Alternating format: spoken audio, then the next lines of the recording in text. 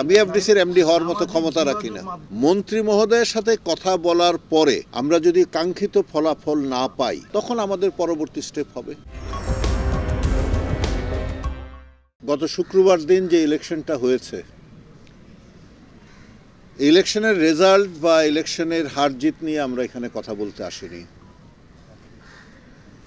আমরা এসেছি যে আমাদের বাড়ি, আমাদের আত্মার একটি জায়গা, আমরা এখানে গত 50 বছর থেকে আসা যাওয়া করি। একটি সমিতির ইলেকশনের জন্য আমাদেরকে এখানে আসতে বারণ করে দেয়া হয়েছে অথবা আমাদেরকে নিষেধ করে দেয়া হয়েছে।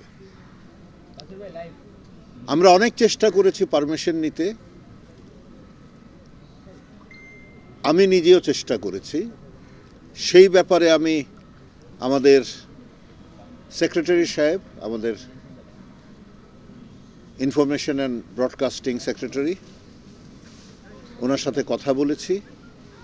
উনি বলল যে আমি দেখছি। তারপরে উনি আমাকে নিজে সিলেট থেকে ফোন করলেন যে এমডি আমার ফোন ধরছে না। তখন তার কিছু বলা যায় না একজন সেক্রেটারিকে, তাই না? সচিব মহোদয় উনি যখন বললেন যে এমডি আমার ফোন ধরছে না, তো আমি একটু হাসলাম। এনিওয়ে, এমডি মানে সেক্রেটারি সাহেব, সচিব সাহেব নিজেও হাসলেন যে আসলে তো এটা কোনো প্রোটোকলে পড়ে না। পরে কি? পড়ে না। এটা ইলেকশনের আগের দিন। তাই আমি বললাম যে ঠিক আছে ভাই, আপনাকে অনেক অনেক ধন্যবাদ যে আপনি ইনিশিয়েটিভ নিয়েছেন। হয়নি। তারপর রাত 11টা সাড়ে 11টার সময় পরিচালক সমিতির সভাপতি আমাকে ফোন করে বললেন যে আমরা কয়েকজন স্বরাষ্ট্রমন্ত্রীর কাছে গিয়েছিলাম, তো আমাদের পারমিশন হয়ে যাবে। আমাদের ভেরি গুড। তারপর বোধহয় সে আরও ডাইরেক্টর যারা আছে, প্রডিউসার, সবাইকে ফোন করে বলেছে তোমরা চলে আসো, হয়ে যাবে।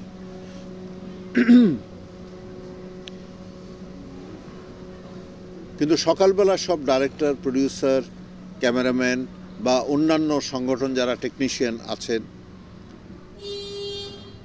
তারা কেউ এফডিসিতে ঢুকতে পারেনি। এই ঢুকতে না পারাটাকে আমি বলবো যে আমার 50 বছর চলচ্চিত্রের ইতিহাসে এর চাইতে দুঃখজনক এবং লজ্জাকর পরিস্থিতিতে আমরা আর কোনোদিন পড়িনি। আমরা কিন্তু শান্তিপূর্ণ অবস্থানে আছি, কিন্তু আন্দোলন চলছে। আমাদের আন্দোলন একটি এখন, যে আমাদের এমডি সাহেব উনি কিন্তু একটি স্টেটমেন্ট দিয়েছে, আমি ইউটিউবে দেখেছি, সেটাতে আমরা স্যাটিসফাইড হইনি। সেই কারণেই আমরা এই ব্যাপারে আমাদের যে ইনফরমেশন এবং ব্রডকাস্টিং মিনিস্ট্রির যে আমাদের মাননীয় মন্ত্রী মহোদয় আছে, তার সাথে আমরা যোগাযোগ করতে চেষ্টা করছি। উনি আজকে আমাদের সাথে বসার কথা ছিল, কিন্তু চিটাগংয়ে ওনার খুব নিকট একজনের মা মারা যাওয়াতে উনি এমার্জেন্সিতে চিটাগং চলে গেছেন এবং সম্ভবত আগামীকাল আমাদের সাথে বসবেন। আজ যা বলেছি এই ক্ষোভের কথাগুলো আমরা ওনাকে বলবো। আমাদের মন্ত্রী মহোদয় এবং আমাদের মাননীয় প্রধানমন্ত্রী কিন্তু চলচ্চিত্রের প্রতি একটি খুব সুন্দর দুর্বলতা আছে, কারণ এই চলচ্চিত্র শিল্প প্রতিষ্ঠান গড়ে উঠেছিল বঙ্গবন্ধু শেখ মুজিবুর রহমানের কারণে। উনি প্রাদেশিক পরিষদে 3 এপ্রিল 1957-এ এই বিল পাশ করে এই এফডিসি গড়ে তুলেছিলেন। এর ভিত্তিপ্রস্তরও উনি করেছিলেন। সেই কারণে আমাদের মাননীয় প্রধানমন্ত্রীর একটি দুর্বলতা আমাদের প্রতি আছে এবং আমাদের মন্ত্রী মহোদয়েরও কিন্তু আমাদের এই শিল্প সংস্কৃতির জন্য একটি দুর্বলতা আছে। আমরা আমাদের ক্ষোভের কথা ওনাকে বলবো এবং আমি আশা করি আমরা যা চাইছি উনি একটি সত্তর পদক্ষেপ নেবেন এবং আমাদেরকে সেই পদক্ষেপ নিয়ে আমাদেরকে ফলাফলটা দেবেন যত তাড়াতাড়ি সম্ভব হয়। কারণ সরকারি নিয়ম নীতি অনেক কিছু থাকে, সেটাও আমরা বুঝি। তো একটি ভালো ফলাফল পাবো, সেই কারণে মন্ত্রী মহোদয়ের সাথে দেখা করব। দেখা করার আগে আমরা কোনো স্টেটমেন্ট বা কোনো পদক্ষেপ আর নেব না। কারণ মন্ত্রী মহোদয় যদি বলে যে আপনারা আমার সাথে দেখা করবেন কিন্তু স্টেপ নিয়েছেন, সেটা কিন্তু আবার খুব শোভন নয় ব্যাপারটা। তো আমরা ওনার কাছে আগামীকালই হয়তো সময় পাব, সময় পেলে ওনার সাথে কথা বলবো, পরবর্তী পদক্ষেপ বা পরবর্তী কি হলো সমস্ত আপনাদেরকে টাইম টু টাইম জানানো হবে।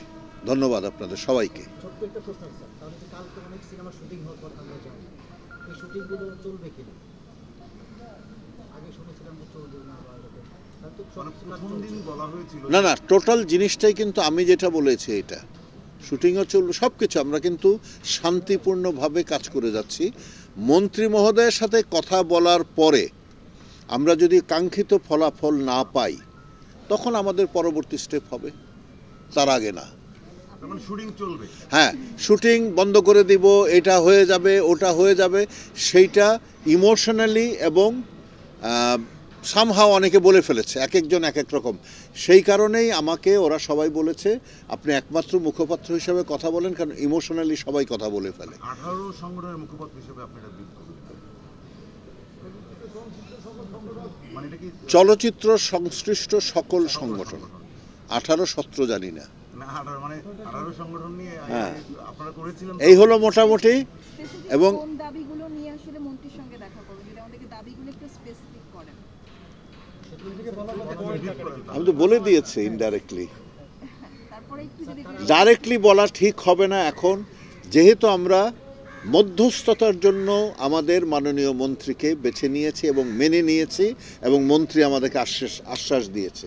তো আমরা ওনার সাথে কথা বলি, ওনার দিকে সম্মান রেখেই বলছি যে আমরা ভালো একটি ফলাফল পাবো, সেই আশ্বাস। ভালো ফলাফল মানে ভালো, ভালো ফলাফল মানে খারাপ কিছু না। আলমগীর ভাই মানে মেইনলি তো আপনার নির্বাচনের দিনে যে ঘটনাটা ঘটে গেছে, যে দুঃখজনক ঘটনা ঘটেছে, তার প্রেক্ষিতে যে খুব দানা আপনাদের ভিতর বেঁধেছে, একটাই দাবি যে এমনির পদত্যাগ চাই, এইটাই তো আপনাদের ছিল দাবিটা। একটা জিনিস আপনাদেরকে জানতে হবে, একটা সরকারি অফিসারের পদত্যাগ আমরা চাইতে পারি না। অপসরণ, অপসরণ শব্দটি হবে অপসরণ, মানে ওনাকে আমরা এফডিসিতে চাই না, এর বাইরে কিন্তু আমরা চাইতে পারি না। উনি সরকারি অফিসার বদলি করে অন্যখানে দিয়ে দিবে, দাবি তো এইটাই আপাতত। হ্যাঁ, সেটা হলে আরো 5-7 বছর আগে হতে পারতাম। আমি খুব অলস লোক, আমি সকাল 10টা 10:30 পর্যন্ত ঘুমাই, এটা একেবারে কিন্তু স্ট্রেট বলে দিচ্ছি, ইটস নট অফিসিয়াল। আমি ওই থ্যাংক ইউ যেখানে শেষ করেছি ওখানে শেষ, আমি ঘুমিয়ে থাকি। আমি এফডিসির এমডি হওয়ার মতো ক্ষমতা রাখি না। মাধ্যমে সবাই এই ধরনের দেখা যাচ্ছে এবং অনেকে দাবি করেছে, না, আমি এফডিসির এমডি হওয়ার যোগ্যতা রাখি না, আমি নিজেকে যোগ্য মনে করি না। Anything else? অনেকেই বলছে যে চলচ্চিত্রের মানুষ যদি এই জায়গাটায় থাকে, হ্যাঁ, তাহলে চলচ্চিত্রের এই সমস্যাগুলো থাকবে না। অনেকে আমলা ছিল তো আগে, জি ছিল না? ছিল, আমাদের ওয়াসিমুল বাড়ি রাজীব ছিল, আমাদের ছিল, পীযূষ দা ছিল। আমরা কি এফডিসিকে স্বর্ণ দিয়ে বাঁধিয়ে ফেলতে পারিছিলাম? এর জন্য বলছি যে এটার জন্য আমিও ফিট না। এই আমি যে সমালোচনাটা এখন করলাম, আমি ওখানে বসলে 3 বছর পর আমার নামে সমালোচনা তুমি করবে। Thank you very much. Okay. সংবাদ, ফিচার ও অনুষ্ঠানের জন্য ভিজিট করুন সংবাদ প্রকাশের ওয়েবসাইট এবং যুক্ত থাকুন ফেসবুক পেজ ও ইউটিউব চ্যানেলের সঙ্গে।